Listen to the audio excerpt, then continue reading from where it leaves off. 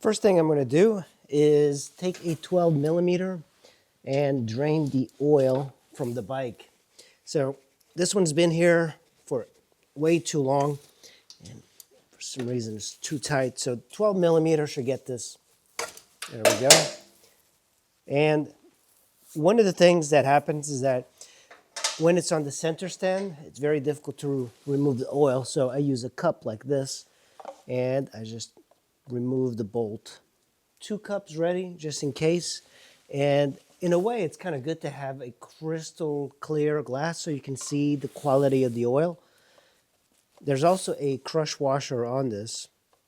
And when I first got this bike, it was leaking out of the crush washer. And there was very little oil in the engine. So here we go. Hopefully you guys can see the oil rising up. Get your other, in case it needs, right there. 1 cup. And then now on the left side, we have this large bolt. In order to get that out, we're going to have to remove this. This is an 8 millimeter. This just holds that cable. This is the filter, and normally there's not a lot of fluid that comes out of there. And the tool is a 17 millimeter. When I got this, this was completely stripped, but note the way it comes out. It's coiled pretty tight towards the bolt, and then there's this screen. And we're going to clean the screen using compressed air. So these bikes, scooters generally have a drain and a fill. Remove these 2 plugs. I believe it's this one, or it could be that one. I kind of forget. But right there. Shouldn't be on too hard. There's also a crush washer. There we go, crush washer. Put that aside. It's actually really clean, and it's overflowing. It shouldn't be draining from there, by the way. So that means that I overfilled it. So let's get the bottom one. There we go. Kind of a long bolt, but hey. Pretty clean. So the final drive oil is extremely clean. Okay, let's remove the floor. This just kind of peels out. The 10 millimeters. 1 here. 1 here. And another one here. Oh, no, just 1, 2, 3. Yeah. So remove that. There's another 10 millimeter under here. Take that one out. Change the spark plug. It's due. And then here's another one. There's another Phillips, which is right here, and it might be a little bit more difficult to get. You might have to twist the wheel to get to it, and once you do that, it releases the plastics. So another 10 millimeter over here, but mine is missing it, so I won't bother with that one. And remove this little doorway here. Just pop that out. On the right side, I'm going to remove everything as well. Start with the plastics, just kind of pull it out.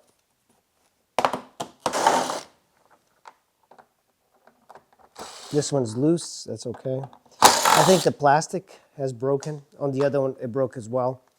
This one in the front here, let's kind of do the 10 mils. There's one. Get this 10 mil in here. There's another 10 millimeter that's hiding. On the other side, it actually broke off. Be able to pull this plastic out. Sometimes it gets stuck. Don't force it. That's how I broke that one tab. So for the valve adjustment, we're going to have to remove the seat. We're also going to remove the box and the rack. This is already kind of falling apart. That's okay.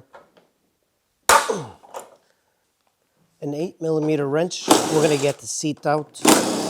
Okay, at this point, we have a screw that holds this plastic over here. Remove that. Get this one here.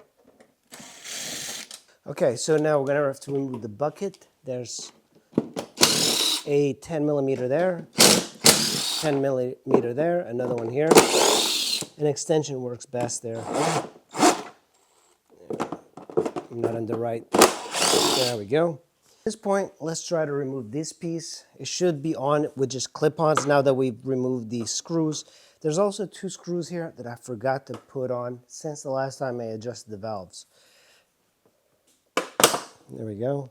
It's just a matter of like prying it up. I think it has to come forward. I forgot. There's like, yeah.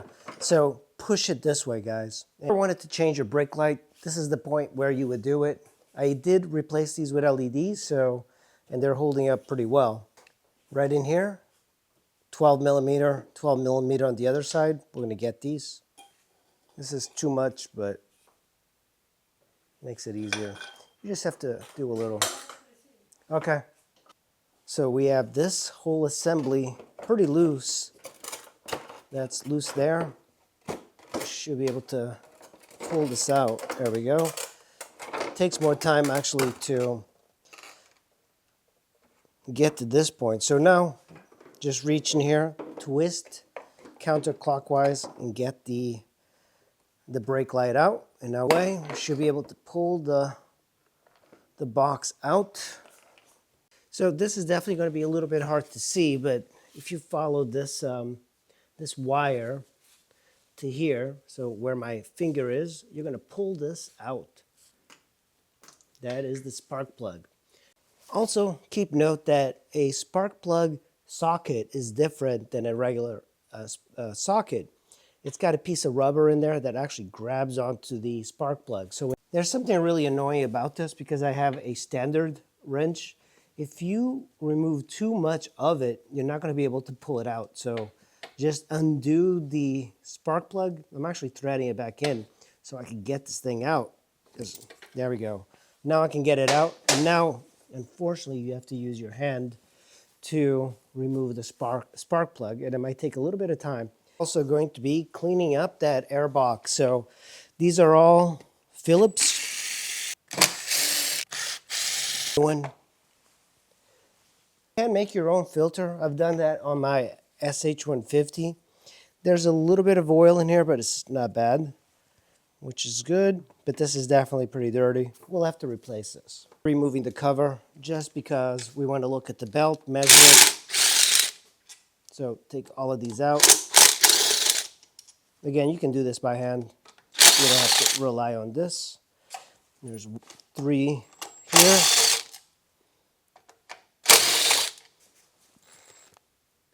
Another one here. Down here. There. Bolts, and now you should. So the belt, we can measure it, make sure it's the right length. We'll have to look at that later. And at this point, we might want to consider some of the other components, but mine are fine. I'm just going to clean everything up. We have a bunch of stuff in here, and we have to kind of make way so we can remove this front. And this tube right here, if you guys can see where my finger is, we're going to try and pull it out from the engine case because we have to remove that part. So it shouldn't be too tight on there. There we go. It's on. It's off. One thing I'm going to do is I'm going to remove these 2 bolts because I want to be able to clear everything from there. All right, so using a 10mm, let's get this. I just want to move this aside so I can see if I can get some space here. So remove these 2, 10mm, just to get the injector. I was thinking about removing it, but it might actually be more difficult. Here we go. Now I have some space.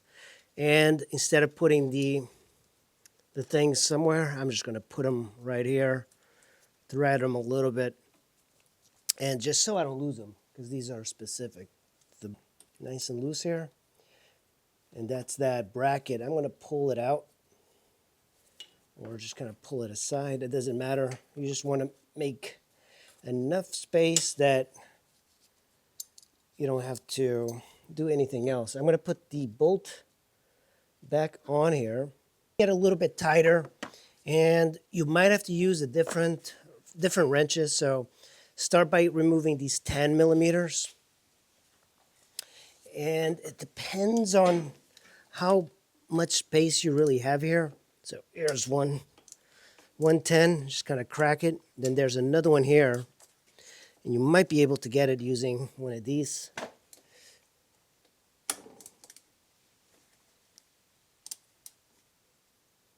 There we go.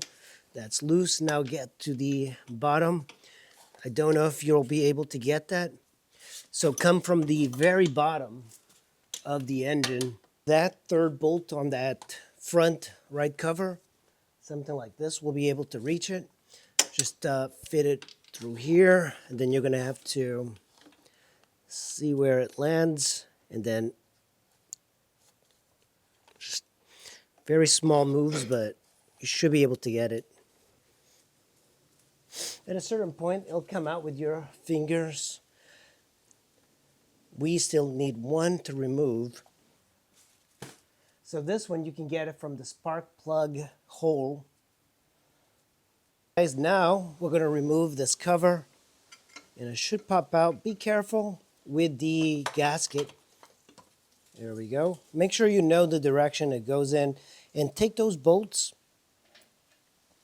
Take those bolts and just kind of fit them through here. What you want to do is these. So there's two valves, one here and one at the bottom. To adjust the valves, we're going to have to remove this because there's an indicator on the other side that you can see the top dead center. So let's start out by removing this plastic cover, which is 3 8mm bolts. That's 1, 3.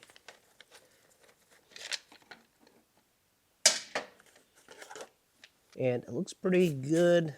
We're going to have to clean up some of this mess, but it's fine. So now we have a bunch of 10 millimeters. And then there's another one right over here.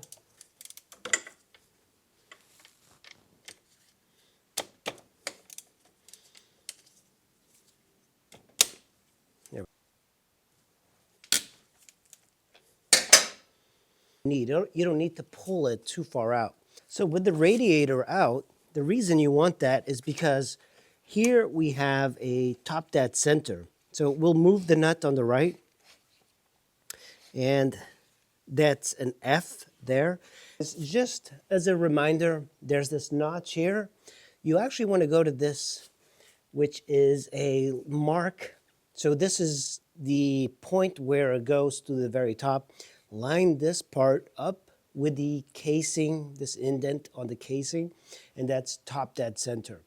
On this side, you have this bolt, and you want to move this to the right.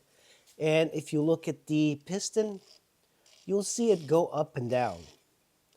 And when it starts to get some resistance like this, that's where top dead center is going to be. What you have here is the top of the engine. And, you know, valve adjustment for me has been something I don't do that much because these bikes, they call for 4,000 adjustment, but you could tell when the valves are getting slightly sloppier, they can make noise, it could be a little bit harder starting.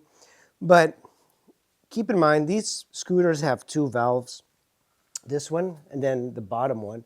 This one is the intake one, and this one is the exhaust. And so you guys know the specs. The intake of a Honda PCX150 is 0.10 millimeter or 0.004 inches. And for the exhaust valve, which is on the bottom, the exhaust valve is a little bit larger at 0.20 millimeters or 0.008 inches. Doing valve adjustments for this particular bike, you have feeler gauges. And you have to pick the right feelers. I think probably the reason I was getting very terrible gas mileage is that it's too tight. The intake is just too tight. So we're going to have to adjust this one. So this top bolt is a 9mm. You're just going to loosen it. So it's loose. And now there's this little screw here. And if you loosen that, you should be able to move this left and right and be able to adjust it. That's why sometimes it's better to get that proper key. I'll put it in the link below so you can take your, see, that's actually pretty good. There's a little resistance. We're going to adjust this a bit. Should be able to adjust it with my hand. Now it's too tight. Just by turning that a little bit, it's too tight. So I'm just going to back it up a bit. Almost. Just a bit. All right, now I'm just going to do a little bit. I want to make sure it's a 0.10 for the intake. Okay, I think that's a little bit better. Let's see. Yep. There we go. I don't know if you guys can hear that, but it's that's exactly what you want. Now, once you are done with that adjustment, you want to tighten this, but make sure that this doesn't tighten. That's why you want that valve adjustment tool. I'll put it in the link below. And this a little bit, 9mm. Tight, just take another measurement. And now, I will be doing that for the exhaust valve. And unfortunately, it's a little bit harder to see because the exhaust valve is like underneath, and you have to use the spark plug hole in order to measure it. Down from here, take your valve and just kind of, yeah, this one's pretty good. It's a little tight, but it actually slides in. So I'm going to adjust it. It's just a little bit too tight. 9mm, and I'm going to tighten this. Sometimes it's better, if you don't have a specialized tool, back it up a little bit on the looser side and then tighten and then remeasure. Take my shim and I'm just going to remeasure the exhaust at the bottom. And if it needs adjustment, I'll just redo it. Valves are adjusted, and I was looking at the belt, you know, moving this around, and I noticed something, and this is the importance of maintaining your vehicle. This is a new belt. This is a Honda genuine belt, but I want to show you this. It's just by mistake. I wasn't thinking that it would need a new belt, but look at this. You see that right up here? It is missing that top part of the belt. Look at this. That top part completely came off.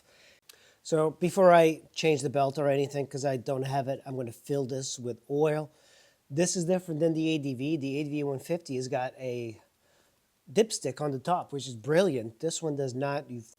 Oil is added. So now I'm just going to order a new belt for it, probably with the new front variator. I think I'm going to do a whole kit just because I don't know how bad of quality all of this stuff is.